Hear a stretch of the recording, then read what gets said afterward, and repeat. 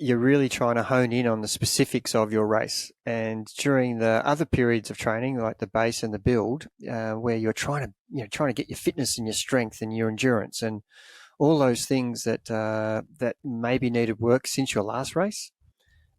This is the period now where you're going to start to train really specifically around the requirements of the actual event that you're doing. This podcast is brought to you by Triathlon Coaching, where we help triathletes and cyclists like you train smarter to race faster. I'm your host, Jordan Donnelly, and on my left is former Australian Ironman Champion and head coach of Triathlon Coaching, Gerard Donnelly.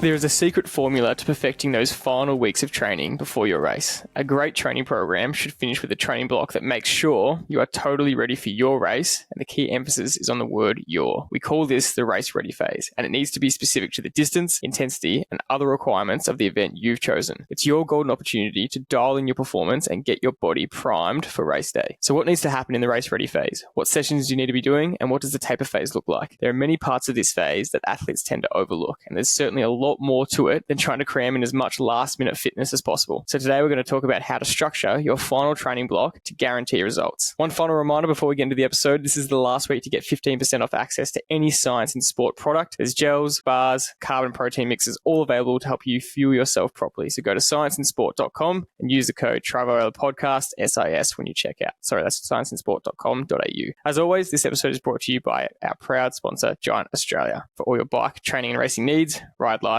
ride Giant. Dad, welcome back to another episode. Let's go with our normal starting segment. What are you grateful for? Thanks, Jordan. This is a really good topic, isn't it? The race ready phase. All the training's done and you're kind of getting close to your main event. So I can't wait to talk about that. And look, I'm at the opposite extreme level. I'm so far away from a major race at the moment. It's kind of quite funny for me to be talking about that because it's just not on my thought process right now, is getting ready for a major race. And yet there are massive races occurring everywhere around the world at the moment, with so many A races in every sport you can think of that are happening. I wanted to just bring up a gratitude that's a little bit left of field. As athletes, we're going to have setbacks throughout our career as swimmers, riders, runners, triathletes. And handling those setbacks is really important. And my gratitude is that for everybody who goes through a major obstacle, whether it's an injury or some illness, or some lack of motivation, these are all setbacks that will prevent you from becoming the best version that you want to be. And when it happens to you, you feel like you're the only one who's ever experienced that, and you feel like the whole world's against you. This sucks. How come I'm in this position? How did I get myself in this position? And it doesn't matter the reasons. The fact is, you are in a period, for example, using myself, having my back operated on nearly 17 weeks ago. I'm so grateful for my comeback journey where I've been able to be consistent. And I've had a few setbacks in the comeback post the operation where I've strained my calf and hurt my hamstring. Possibly just pushing it a little bit too much and not doing enough of the strength and structural functional training that I should have been to keep everything functioning. But handling these setbacks that we're all going to experience is going to be the key to it. And my gratitude is that I've been quite lucky so far, and I've progressed generally on a steady comeback with not having too many jumps. And we talked about this a few weeks ago, but I have been able to be consistent. And that is one of the key things for anybody who's going to go through some sort of injury. Your focus should be really focusing on small steps and making sure you stay consistent and knowing that your fitness will get back to where it was before at some point. There's no timeline for that, and everybody needs to focus on the small things that are going to get them back to where they were. And just thinking too far ahead is detrimental and oftentimes is mentally a challenge that we're probably not able to cope with very well because you are so far away from where you were as a fit, healthy human being. And I, it's quite a shock at the numbers I was riding compared to what I was riding. But I was aware of that and was able to mentally be okay with that. And that's that's the thing I want to get across is I'm grateful for the fact that I understand that, and I want everybody else to think the same way. If their comeback journey, and I think I use an example of, for those of you who know, we coach one of the pro triathletes, Calvin Amos, who's just had a crash at the 70.3 at Sunny Coast, and he's broken his collarbone and torn some ligaments in his shoulder. And, you feel like it's the end of the world, and it is for a pro triathlete who's trying to make a living out of the sport, and he'll be out of action for the next 6 weeks or however long it takes for him before he can actually train properly again. And so you're sent on a different direction, aren't you? You're really... your whole world changes because now you can't train how you used to. You can't get up and do the things you used to be doing. So you have to think about it differently, and that is a really important thing. And I think I'm grateful that I've had a few experiences like this where I've had to come back from adversity over 40 or 50 years of competing as an athlete. It's been many setbacks, and if you just keep the focus about what you can do each day, and the journey is quite slow, but you will eventually get there. And I think my gratitude is all around just knowing that if you follow that philosophy, you will eventually, and I'm not there yet by a long shot. Someone asked me the other day, what's my next A race? Well, I just not even thinking about that. They're so far away. But my job now, my A race right now is just to maintain my consistency, and each day I train, I'm getting slightly better than I was last week. Yeah, that's a great gratitude. And as always, we try and find silver linings and things. And one thing I think you've been grateful for in this process is, post-surgery, you've actually been doing a lot more of the stuff that you weren't doing, prior to the surgery in the last couple of years in terms of functional training and getting back to resistance training and weights and body weight work. And that's kind of been a good blessing in disguise, is, it's kind of forced you to get back to that, which you've wanted to for a while and haven't been consistent with. So that's a great one. My gratitude is, I was thinking about a lot of things I was grateful for, and there's a lot of lists. So I'm just trying to pick one, but I just can't go past the weather. The spring weather is just absolutely brilliant, and I think everyone feels it and always puts you in a good mood, and it's just unbelievable to train in. And I think I say that one a lot. I've said it a lot of times over all our podcasts, but definitely feel it every day when you wake up and there's good sunshine. I absolutely think people have a different attitude when it's a nice warm day and the sun's shining compared to a drizzly, shocking Melbourne day that we get quite a bit of. It just seems to be an unbelievable change in attitude. I don't know what it's about, but it's real. Well, there's definitely studies on seasonal depression, so it's it's not like it's something made up. Moving on to our last segment before we get into the race ready phase topic, and that is what has caught your attention. There's one thing we want to talk about, and it is the absolute talk of the cycling world at the moment. And we wanted to discuss it. We've been having discussions every day and night about it ourselves. We've been having discussions online about it. We put up a bit of a cheeky video on our Trivelo page that sparked a lot of debate, and the comments were just so interesting. And it's about the Vuelta a España, and it is what is happening with Jumbo Visma. If you haven't been following along, basically super domestique Sepp Kuss, who has taken Jonas Vingegaard to 2 of his Tour de France wins. He's taken Primož Roglič to a Giro d'Italia win and his own Vuelta a España win. He's unbelievable. He's ridden all 3 Grand Tours this year. Supposed to be as a domestique, but he ended up in the red jersey. And we've spoken about this in the podcast the last couple of weeks. But he's ended up in the red jersey, and they're in a funny position because they've basically got 3 team leaders. Going into it, Vingegaard and Roglič were supposed to be the main 2 leaders, with Sepp being a domestique again. And it's created this funny position where Roglič and Vingegaard are technically supposed to work for Sepp because he's in the red jersey, but he's not their leader. And they probably both think that they're better than him. And it all came to a head 2 stages ago where they attacked him, and he's in the red jersey. And there was only 3 of them in the front of the race, and there's no doubt about it. They attacked him, and a lot of the cycling world blew up about it, including us. I had mixed emotions about it, but you were ropeable about it, and you were really disappointed in, and I mean, you kind of, we don't want to judge characters on here on this podcast because we don't know the inside stories of everything. We're just watching what's on TV, and it's never a personal attack on anyone. But you're just going, if they were my teammates, I would be absolutely furious.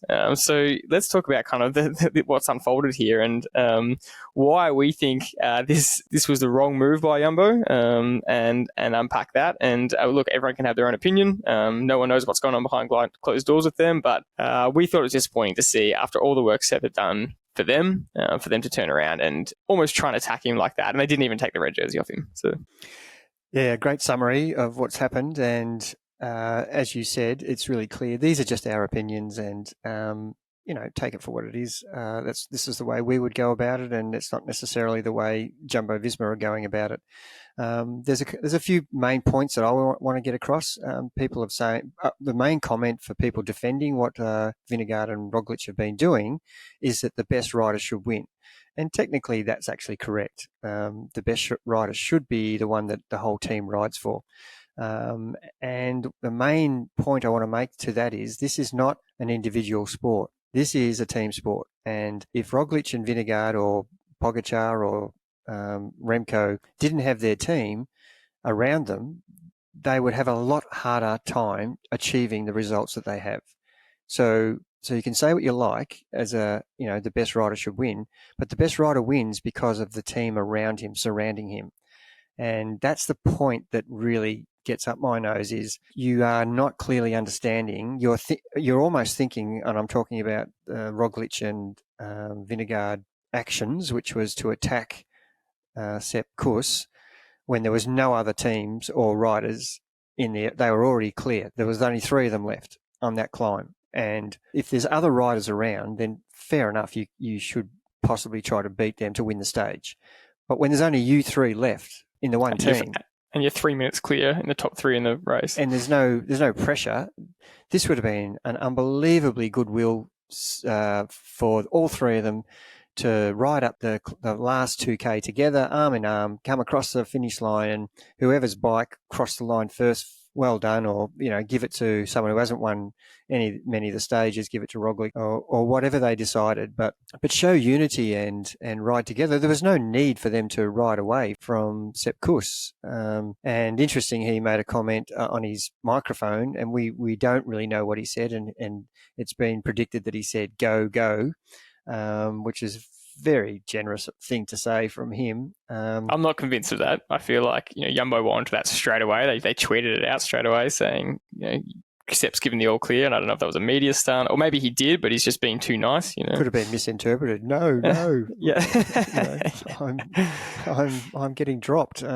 But hats off to Sepp. He never complained one bit. And he was all about the team, and the rest of the world is complaining more about Sepp about this, which is pretty funny. Yeah, it is. And look, the finish, how when you win a stage, Roglic won that stage, and there was no celebration. So that to me tells me that he knew that, I think I might have done the wrong thing there. And Jonas won his stage. It was pretty similar. And, ironically, we talked about Jonas won it for his daughter's birthday. Well, it was actually Sepp Kuss's birthday, the day they attacked him. Look, it's a team sport. Let's get this clear. He's not being gifted his position. He's earned this position in this race. They haven't waited for him on any particular stage on any day. He got in the break. It was hard work that day that he got the lead. He rode really hard and won that stage. So that wasn't a gift from his other 2 teammates. He went out and done that. And so he set the lead up. And ever since then, they have not looked after him one bit. On the Tourmalet, Vingegaard attacked him, and Sepp did the right thing and stayed with the group. And almost lost his lead because of that's right, until it was clear that he could ride away, and he jumped the group that he was with and got second solo. But, they weren't riding for Sepp Kuss that day, so there's no gifts here. And I think that's the main point is, if you've got a guy in the leader's jersey in your team that's clearly ahead of the rest of the field, you should be supporting him no matter what your level of performance past history is. These guys are the champions of cycling. They're in the best 4 riders in the world for the last 3 years. Pogačar, Roglic, Evenepoel and Vingegaard are seriously 4 best riders going around. So I understand that they probably think they deserve to be in a position where they can do whatever they like. But that's not how it works. You can't pick and choose between, I want to have a team today, but tomorrow I'm going to be an individual. It is a team sport. And if you think it's not, then I think you've got that quite definitely wrong. And I think last night's stage, after the backlash that happened from, I think, or any cycling media outlet around the world was just going, what the hell are Jumbo doing? I think majority of people felt that they did the wrong thing. There was definitely people, especially on our post, arguing, saying, that's crap. Jonas and Roglic are clearly better. Let the best man win. Few various arguments around that. And we would just refer back to, everyone has bad days, and there's plenty of times when Jonas and Roglic have had bad days and Sepp's dragged up the mountain. He probably felt good that day. He probably could have ridden off because they were having bad legs, but that's the nature of these Grand Tours, and they're so exhausted from racing so much that the leader is under pressure, and he waited for them. He didn't ride off on them, and they've had the benefit of, they haven't had to sit on the front, protecting the leader's jersey, Jonas and Roglic. So they've probably got pretty good legs in comparison to what they normally have. And last night's stage, they did the right thing, and they worked with Sepp the whole stage. I wonder if that was a big thing from the team directors to try and win some fans back. But we saw that with them on the front, by the last 2K, when the attacks started coming from other riders, Jonas and Roglic actually struggled. They were behind, and they were able to jump on, or Roglic was especially, but Jonas got dropped a little bit in that last K, which shows how much harder it is to work on the front. They kind of got a taste of probably what Sepp's been through all these years, doing all the work on the front and then still maintaining a top 10 position in the Tour de France. So I think last night showed that they had to ride differently, and it's actually not as easy to just sit there and have fresh legs all the time as you think. The Angrelura stage back in 2020 or 21 when Roglic was struggling and Sepp had great legs, and he did not go with the leaders. He stayed back and guided Roglic, and he ended up winning the Tour. He basically sacrificed his ride that day. So, you can't have it both ways. And the amazing fact is Sepp's ridden 3 Grand Tours in 1 year. Exactly. It's it's pretty special. It would be so special if he rides all 3 and then wins the last one. It would just be incredible. So there's 3 stages left. Technically, that was the last mountain stage last night. There is a hilly stage with a bunch of Category 3 climbs, but it looks like from here he should hang on, and they did the right thing last night. So that was a bit of a turn of events. And look, like you said, we don't know what's going to happen behind closed doors. They do present a very united front. There's a lot of drama around the Tour de France about Wout versus Jonas, and we know that wasn't the case. They handled that very well, but I feel like they've handled this a little bit more poorly. Of course, Jonas and Roglic in great form would love to win the Volta, but that's been part of a team is like. And also, I think a few people have made the point that you're playing with fire, and just the unnecessary risk of anything can happen in a 3-week race. And we talk about this all the time in any endurance event, over half Ironman or Ironman. It's a 4 to 5 hour to 10 to 15 hour race. Anything can happen. You can't be too arrogant in the halfway through the event, whether it's a 1 day, 8 hour race or whether it's a 3-week race, because you don't know what's coming next. So you've got to play things smartly no matter what the event is. Roglic or Jonas or whatever could crash, and then Sepp's under pressure because he's got no one there. Or anything can happen. And so, just the unnecessary risk is what surprised a lot of us. Yeah, and look, we've not even mentioned Remco's. I think he won his 3rd stage. And he's got the climbers jersey, which probably doesn't mean that much to him, but he says it does. But yeah, he's actually got something out of this tour, and I think that's one of the things we've talked about a little bit of limiting your losses. This is a great example of having an absolute shocking GC tour, but he's still come out of it with a climbers jersey and 3 stage wins. Yeah, so it's a pretty good you tour. Have to say that's an unbelievably successful tour, although his main goal wasn't achieved. So that's another great example of someone. And I was interested to see him pointing to, I'm a very clever bike rider when he was finishing the stage today, and I'm mentally tough. Which is true. But I would have liked to see him stay back and try and outride the other GC riders just to have a bit of a competition. But that's not what cycling's about. It's taking your opportunities when they arise. And he made the most out of a really poor scenario situation. I'm pretty impressed with what he did. Last thing before the topic, there's 3 athletes that we continuously reference, probably 4 actually, but 3 that we continuously talk about, and one is Jakob Ingebrigtsen. The other 2 are Wout van Aert and Faith Kipyegon, and they're just 3 athletes that are just blowing their sports apart at the moment. And Jakob just broke the 2-kilometer world record on the track, a long-standing record held by Hisham El Garouj, 53, and he negative splitted. So he did a 2:22 first K and then a 2:20 or high 2:20s or low 2:21 second 1K, which every time he does these world records, he negative splits. And once again, a lot of the field started with him in that first 1K, and they all positive splitted because they can't hold that, but he can hold that pace. So just thought it was worth mentioning. That's a great point, Jordan. And that's another example of guys who are trying to run the race for the race victory. And ironically, I think 8 out of the first 9 ran PBs. But not negative splitted. So I wonder if they would have ran faster in that field if they had stayed back a little bit. Let's get into the topic. The topic everyone wants to know is how to do this race ready phase properly. So straight into it, what is the difference of a race ready phase compared to other training blocks? Well, I think you're really trying to hone in on the specifics of your race. And during the other periods of training, like the base and the build, where you're trying to get your fitness and your strength and your endurance. And all those things that that maybe needed work since your last race. This is the period now where you're going to start to train really specifically around the requirements of the actual event that you're doing, whether it's an Ironman or half Ironman or a marathon or Olympic distance, or you're just trying to replicate the specificities. And that's why we call it race ready. You're getting yourself ready for the race requirements. And that's as simple as I could make it, I suppose.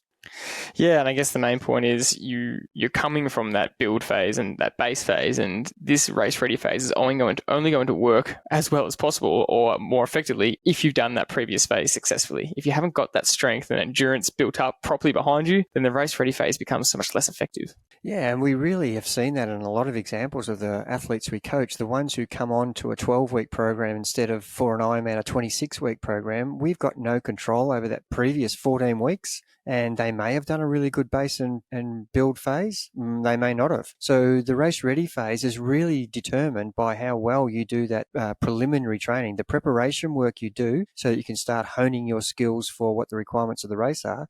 That is totally determined by how well you did that preparation phase. So I want to get one more level of specificity here, because you've mentioned the words getting ready for the requirements of the race, but what is the specific goal here? Yep, so we want to get our body used to what it's going to feel like on race day. And as unlike the build and the preparation phase, we're really just going out to build our fitness levels. And now we're actually trying to prepare our body to experience in training what it's going to be like on race day. So, for example, we want to do some swimming sessions where you're actually swimming. If you're doing a 1900 meter swim in race day, we want to have an experience of that going into an ocean or a lake or wherever, or the pool, and swimming a 1500 or a 1900 straight out. So you get some sort of feel for that. We want to have blocks in the pool where you're doing 4x500 or 5x500 that add up to close to the distance you're going to do. And each sport is different, has got different nuances with the distance you would do. For example, marathon, you wouldn't continually go and do marathon time distances every long endurance run. That's not what I'm saying. But on the bike, you would try to replicate the power and the average speed and the cadence and the position you're sitting on, and practicing everything about the actual numbers you're trying to do for your actual race day on those training sessions, the specific power number that you hope to hold, and finding out what that equates to in speed. And as a runner, you want to get off the bike and run some specific runs off the bike that have been at your race pace, bikes sessions at your race pace, and then try and run to the pace that you aspire to on race day for whether it's 5K, 10K or 15K. I'm not an advocate of doing that for 21K because that's kept for race day, but getting a feel for what it feels like to run that pace that you're wanting to run on the actual race day. So they're the real things that you're trying to do in these sessions. Yeah, you've really nailed some key sessions there that you need to think about. And I guess regardless of the makeup of the session itself, the goal of these sessions and how it differs to base phase training is that the sessions replicate the race intensity. So like you just said, you're riding not only the distance, which you just kind of described there, but also the distance at the race pace intensity as much as possible. And doing that intensity and the distance almost 80 or 90% is the example you're using there. So let's say it's a half Ironman. So it's a 90K bike ride. You're not getting them to do a 90K time trial, but you're getting to do them something close, maybe 60 to 80K at the race intensity, but also, as much as possible, replicating the race conditions. So that includes the terrain, that includes ideally the actual conditions, the temperature, if that's possible. But yeah, really specifically the elevation of the course. So if it's going to be an undulating course or a hilly course and it has anywhere between 300 meters and 1500 meters of elevation, these race intensity sessions need to replicate that. Yeah, and it's very difficult to get all of those things because you might live in a completely different climate. You might be going to a race, and the example we always use is if you go to do the Ironman at Kona and you come out of an Australian winter, it's almost impossible to replicate that unless you were in a lab getting the temperature the same as what it's going to be in Kona. And we're trying to get the elevation right. That is really crucial. You understand what the course details are, and that means doing a bit of research, finding out how many meters meters of elevation are in the course. Are they long climbs? Are they short, punchy climbs? And trying to replicate a course that you can train on that is similar to what's going to happen on race day. And that seems like a lot of effort, but you're doing a lot of effort to get to this race. So make sure you're doing the efforts in the right place. And we talk about specificity not only just in the training, but in everything that you've just mentioned. And these are the things that if you get this right, come race day, it will just be a continuation of what you've been doing for the last 4 to 8 weeks. And there should be no surprises on race day, because these are numbers and beads and paces that you have replicated over and over in training. And the added bonus is you will have a taper. And so therefore you would imagine that you could replicate it exactly what you've been doing in training and some. And that means actually improving. Exactly. And we do take this to the extreme. We have an example of an athlete where you really wanted them, they were quite an experienced athlete, but you really wanted them to get their nutrition right because they kept getting their nutrition. Something was going wrong with their nutrition in the Ironman. And so you gave them a testing nutrition session where they literally did a 3K swim, a 180 kilometer bike ride, so the full length of the Ironman bike ride, and a 30 kilometer run. And that was really important for you as a coach, because this athlete just wasn't getting the nutrition right, and you didn't want them to go to another race without dialing in the nutrition. So you had them almost doing an Ironman solo just to get this right. And again, this was a very specific athlete who had a lot of experience with Ironmans, has done plenty, so could handle that. But that is the extremes you're willing to go to get this race specificity right. And imagine the confidence you get from doing these race-specific sessions, and whether you're doing a 60K time trial for a 90K half Ironman event, or whether you're doing 4 by 30 minutes and your training session that add up to a similar time you'd expect to be on the bike. And if you can hit the numbers that you think that you can hold on race day in training, your confidence each week builds. And then you start experimenting with, if 200 watts equals 35 Ks an hour, and I want to ride 36, what does it feel to do in training 210 watts and see what 36 Ks an hour feels like? And all of a sudden, you're starting to really hone in on the specifics of what you want to do on race day, and you're replicating it on training. And if you say, for example, you did 4 by 30 minutes and you're trying to ride 200 watts, and if you started to fade and started to hold 195, 190 by the third and fourth effort, 200 watts is too high. So you've got instant feedback straight away as to where you're at currently 8 weeks out or 6 weeks out. So that's really honing in on the training, but you're a really big advocate for getting to this race phase, and whether it's the final 8 weeks or 10 weeks or 6 weeks, but starting to think about the race well in advance, and not just thinking about what's going to happen on race day in the last 2 weeks or 1 week, because a lot of these things that we're about to talk about, it'll be too late for them. And the first major checklist we want to kind of talk about now is your equipment. And you really need to start thinking about your race day equipment and everything that's required well in advance to make sure that you're adequately prepared, because there's a lot of things that you need to get right. And, it comes down to something like your bike has so many components to it that you need to make sure are actually right so that nothing goes wrong on race day, or you're limiting any chance of something going wrong on race day. So that's taking it for a service a month out or even longer to make sure that everything's working perfectly. And there's a whole bunch of equipment you need in triathlon or even just cycling, and having your equipment up to scratch is really important to start thinking about, again, a bit more in advance than just the last week. Especially the bike, that, as you said, has got so many more things that can or can't go wrong. So understanding the amount of elevation will determine what gear ratio you have for a start. If you're on a pancake flat course like Bustleton, you know that the gear ratio you have set up on your bike doesn't need a lot of gear changing. If you're on a really hilly course that has so many ups and downs that you need a really wide range of gears, then you need to have the right gear ratio already on your bike. And that means the front chain ring and the rear cassette have to be specific to the requirements of the day. And that is a very simple thing that you should be across. And if you're not across that, that's something you should find out straight away. Is your bike gear options going to allow you to ride in the ranges of power without riding such a low cadence or spinning out with a high cadence because you can't get the gear ratio right? Yeah, and it comes down to every single part of your equipment for race day. So when you think about the swim, when's the last time you wore your wetsuit? If you've just been doing pool swims, you can't pull your wetsuit out on race day. What if it has a big hole or tear in it? It's going to be a disaster. Is your tri-suit up to scratch? Does it have any rips or tears in it? Is it old and your chamois aren't fresh? And if you're going to be sitting on the bike for a 90 or 180 kilometer time trial in your tri-suit, making sure that it is you need to get a new one if necessary.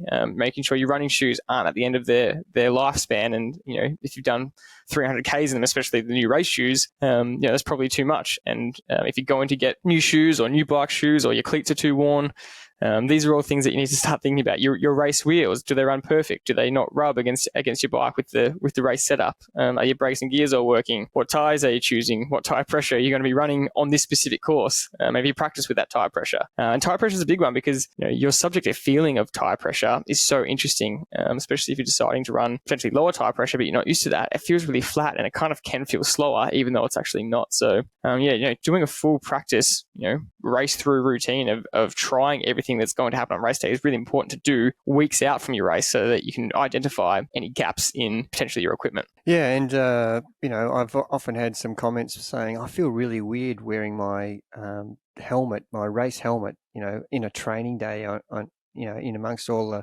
the other guys who are riding on the local circuits, and I've got my disc wheel, and I've got my tri-suit on, and I've got my aero helmet, and I've really got myself in the race setup. I feel really awkward. Well, don't. You are actually practicing what's going to happen on race day and making sure that everything's comfortable, number one, and you're not overheating with the helmet that you've selected. The gears are running properly on your bike with the disc wheel as compared to your training wheels. And your shoes and everything's functioning well. You're comfortable. The position you've got, the bike setup, you need to practice that in full race conditions. And we do that regularly in our races that we call, pre-race ready sessions. And I'm saying full gear, everybody in the full gear. And that way you find out if there's something not actually working well in advance from the traditional last minute, take it to the bike shop, which bike shop owners hate, is 200 athletes bringing in their bike for a tune-up 3 days before the race. And you should have all that done well in advance. Yep. Some other things we hadn't mentioned were, your drink bottle fittings. A lot of people have aero setups or any kind of setup on your bike, just making sure that it actually all works and your drink bottle doesn't fly out. If you're going to have gels on your bike on the day, but you're never actually, taping gels to your bike in training, you need to make sure you've got that process right, so you're going to lose your gels and you get used to taking them out of their spot. Your Garmin, your head unit on the bike. I shouldn't just say Garmin. There's plenty of brands out there. Or your run watch settings, making sure that your data screens are set up properly. You know exactly what you're going to be looking at and what you're focusing on the race. And you can see there's a lot here that you really want to start thinking about in this final race ready phase. I mean, you should be doing it in training anyway, but this is really specific to the race ready phase as well. Ironic, I was watching the world titles in Nice, and the bike camera was on Cam Worth, which was a really good rider to follow because he rode so really well. And for about, I don't know, it seemed like it went for 3 or 4 minutes. He could not get his drink bottle into the rear drink bottle holder behind. He just couldn't get it in. I think it was Camworth. I could be wrong there. But whoever the rider was, they could not fit it back in. And it was infuriating watching. I can't imagine how bad the rider felt because he just couldn't fit the bike bottle into the bin holder. Yeah, spot on. One other thing we wanted to touch on was understanding the race rules. This is a bit of a unique one, but, majority of triathlons have similar rules, but it's a really good idea to read the race guide, read the specific rules for the day, and especially around like areas you're allowed to go and not go, where the toilets are, that kind of thing. This is more race day preparation, but I'm more talking about the actual race rules, because there are some little nuances in the rules that you might not be aware of that are really important to understand, especially in a cycling time trial, or triathlon's a lot more lenient with this, but your bike setup, making sure your bike setup is legal and you're not doing anything illegal. You don't want to turn up to race day and be denied for anything. That is going to be an absolute disaster. And for us, we have the Cycling Nationals Masters coming up, and they're really quite strict on bike fittings, UCI legal, cycling time trial limits, and a lot of our time trialists have great setups that are specific to triathlon, and they need to adjust that for cycling. And so again, you don't want to get to the start line and get rejected for something like that because you haven't read the rules properly or you haven't read the event guidelines properly. That's a really key one that you have to look at, well in advance, because if you need to change something, you need to take it to the shop. Again, it's going to take time, and you can't afford to risk that in race week. And the worst thing that can happen is you get to every UCI time trial event, and whether it's a nationals or a state or a world championships, they have we call it the jig, and you put your bike, and it's a set up bike jig that measures every component that they're looking for, whether the seats behind the bottom bracket and the extension bars aren't too far out in front of you. These are all the things they're looking for, and if you have to change that, it means you've been training in the wrong position, and all of a sudden on race day you're going to race this race in a different position, otherwise you can't start. So he'll say to you, your seat's too far above the bottom bracket, you have to move it back. So all of a sudden, all the training you've done has been having the seat where it is, and now 5 minutes before the race starts, you have to ride the whole race with a new seat position. That is just not ideal preparation. Or he makes you pull the handlebars back towards closer to you than you've had them for the last 6 months. That's a scenario you don't want to be in. Yeah, and all these things are just little nuances that we're talking about that really you just have to start thinking over in this whole preparation phase. But I want to take it back to the training and the numbers and your actual physical performance, because all we're saying here is designed to get you physically confident, but also mentally confident for race day. And we're going to talk about numbers in a second. But when it starts to get to that final 6 weeks, 4 weeks before your race, you actually start envisioning the race day more and more. It starts to become a lot more realistic. This is the race you've been training for and leading up to. And I kind of wanted to ask you personally, before we get into the numbers and everything, what is that feeling like when you've been training for an Ironman for a year, or anyone's A race that they've been really preparing for? You start to get a little bit nervous. Things start to really become real for you. You're doing these sessions that are replicating race day. Can you give us an example for you personally where you might have felt, I think nervous before a race, leading into it, and maybe potentially underprepared, and kind of what that taught you? That's a really good question. I suppose if I think back on maybe the first Ironman, I had a race 3 weeks prior to that. I think it was 2 or 3 weeks prior to it. It was a half Ironman. It was actually called a long course, so it was 280-20. That's the PTO distances now. Actually, ironically, that's what, although they're doing 18K run to add up to 100. Oh yeah, true. Yeah. I was in the middle of my Ironman training, and this was a race as a stepping stone just to get me race ready. And I got a little bit confused in my own mind as to the expectation of my performance, and I was quite shocked at how poorly I performed in that event. So much so that I really lost confidence, and instead of it being a really good idea, it was actually quite detrimentally meant to my mental approach, and I really came into the main event, the Ironman, really unconfident about my performance, basically on that one race, instead of basing it on my previous 6 months of unbelievably great training. And when I look back now, I could see that I was still in the middle of a heavy training load when I did that race, and I didn't taper, and that's not the race I was aiming for. I was aiming for one that was 3 weeks later, and I had a taper in me, and I had a really hard half Ironman under my belt from doing that race. But my mindset was that, I don't think I'm in that good a form. And, history says that I went on to win my first ever Ironman, and, didn't look back from that point on. But it was a real good reminder of really not being that confident, but just trusting the process. And, I remember being that week of, geez, I hope I don't perform like I did 3 weeks ago, because this is not going to be fun. But I had to keep thinking, let's just see how I go. Just keep putting yourself out there. And, when I got on the bike, I've never felt so good. And obviously, because we're riding much slower speed in an Ironman compared to a half Ironman, course was completely different. And I had freshened up so well that I was ready to go. So immediately halfway through the race, I knew that this was going to be a great day, and that was something that I really want to get across to people. You need to have a confidence in trusting the process. Yeah, and I think that confidence comes from proof and evidence in your actual data, and that's why we take it back to the training now, where knowing your own numbers, understanding your own numbers, if you do it right, can give you so much confidence in this race ready phase. And I think for all our athletes, you really implore them to start to learn your numbers. Again, once this race ready phase starts really hitting, you start doing some of these key sessions, really get a feel for what your numbers mean to you, and wherever you sit in that range of percentage of your FTP, for example, and we'll explain that in a second. Get that feeling of what it's going to feel like on race day, and don't just think about these numbers in the last week leading up to the race. So can you explain this kind of concept for us? Yeah, so we want to start this race ready phase with a classic, which we always use, is finding out, let's just use the bike, finding out where our current FTP form is.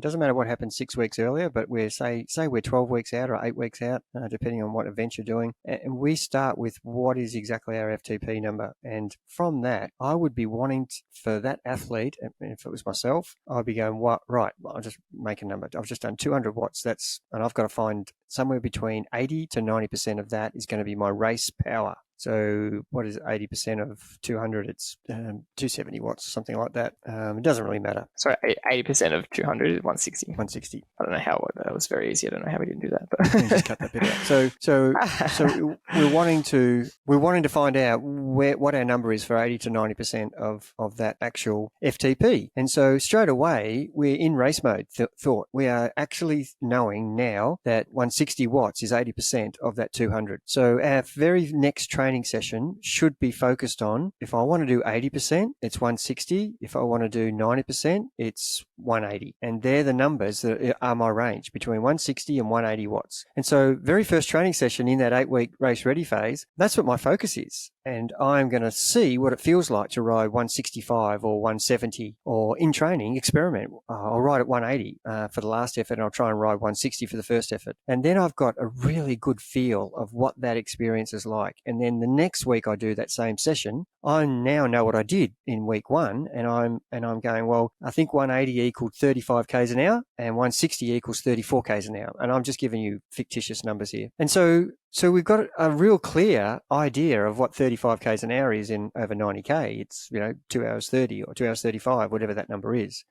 And straight away, we know that 180 is 2 hours 25. So our aspiration is to be a 2 hour 25 90k rider, or a 2 hour 35. And so you have got something to focus specifically on in those training sessions. If I want to do 35 k's an hour, this is the number I have to be at, or better. And so if I can't do it in training, I immediately know on race day that from all the 6 weeks that I've done, I haven't gone any better than 180 watts. That's as good as I can do. So you go into race day with a clear picture of exactly what your capabilities are. I'm sure you're going to be freshened up with your taper, but this is what the race ready phase is actually trying to give you in terms of your race plan. So you should be thinking about backwards from your race day about what you have as an expectation of the average speed or the time for your 90k, and what power is required to do that. And these are the sessions that we're talking about. And whether you're doing 4 by 30 minutes at 160 to 180, or you're doing 2 by 60 minutes at the same, or you're doing 160k straight out, you need to be trying to hone in to those numbers between that 80 and 90%, which in this case, we've given the example of 160 watts to 180. You've got to find where you are in that. And obviously, if it's a straightforward 60k compared to a 4 by 30 minute effort, you've got breaks in those 4 by 30 minute efforts. So you've got the ability to try and experiment a bit more. And you have to be less risk averse when you're doing a straight out 60 or 75k time trial. But these sessions are key to giving you the mindset about what you are capable of doing. And that's why it has to be more than one go at this. You want to have 6 or 7 or 8 goes. Yeah. And when I ask people to submit their race plan to me, they have no problem. They are absolutely across it. They could tell me without even going and researching, well, last week I did 175 and I was absolutely nailed. I don't think I could hold that and run well. And already they're forming a really great race plan 8 weeks out. And I'm saying to them, great, you've done that week 1. Let's see what happens week 2. See if you can hold it again. And if it feels different to week 1, then already you're improving, because these are very specific sessions compared to what you've been doing before, which is really just trying to build your endurance. And now we're actually trying to get you to ride to a specific number. As an example, we were using the bike. And the same would be the run off the bike, working out what pace you're capable of doing and what pace you're not yet. And the goal is to strive to get better. Yep. And this is what we talk about with guaranteeing your own results, because if you do this properly, if you're doing this throughout the entire race ready phase and you're having so many goes at this and you're just giving yourself more and more confidence about these numbers you can hit, you turn up to race day, and unless something goes disastrously wrong, you know exactly how you're going to perform, as long as you just execute the plan properly and do all the things we talk about a lot and in all these episodes about how to execute on race day. You've got your number there. You're confident you can hit it because you've done it so many times in training. You know your own data, and all that's left to do is execute on that race day. And I think that knowing the data is the first step. So paying attention to your own data and really getting a good grasp of this. If you're not paying attention to it, if you're not even tracking it, then that's a problem. But yeah, if you do this for an entire training block, you get to race day supremely confident in the performance you're going to give. And also, if you've got some events that you can do in that last 8 weeks, like the example I gave with me doing a half Ironman before an Ironman, and most people can actually find an event, or if you can't, do one in your training block where you are actually practicing the night before, the morning of, getting up and being ready for the event. Yeah, so if there's not a race available, do your own personal mini time trial where you're getting, to bed the night before and getting up early and having your race equipment all like you're going to do on race day, and then going through the whole event. And I don't mean a whole half Ironman. I mean doing either a swim with a ride and a run, and that's giving you a really good practice. And if it's in a real race, then fantastic. But you're actually getting to practice what your expectations are going to be on race day. And that's what the race ready phase is really asking you to do. And I'm a big believer in doing that. And people say, well, 8 or 9 weeks of this, isn't that too much?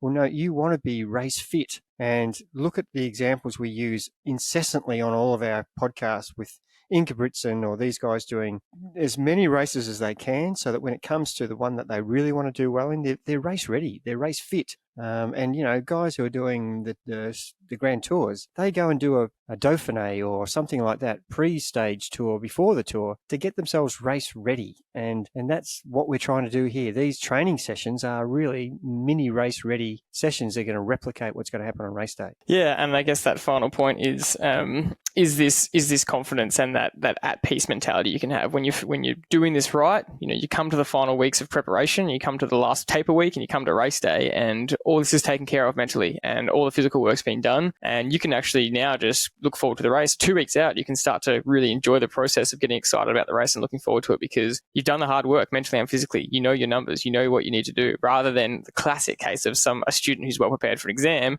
isn't cramming at the end, and they get there in a really fresh mindset. But the student who hasn't studied and spends the last 4 nights, staying up all night cramming everything in, is as stressed as possible for the exam and doesn't go into it it's not a very enjoyable experience. It's the exact same thing with training, and you can really enhance your experience of the race by doing this. It's such a great feeling knowing that, well, I'm as prepared as I possibly can be. I actually know what my capabilities are in my swim, bike and run numbers, and my plan is exactly to replicate that, and if I can on race day, improve slightly, because I'll be a little bit fresher. So it is such a mindset change from being overwhelmed and standing on the beach just feeling like, I don't know what's going to happen today, to the person who's not in that situation. They are totally confident about all they've got. The only job they have to do is execute according to the numbers that they've prepared themselves for. And what a different feeling that is on race day. That's a great way to finish. This is the Race Ready episode. We hope you enjoyed and use this to your advantage for your own race ready training, and we'll see you in the next episode.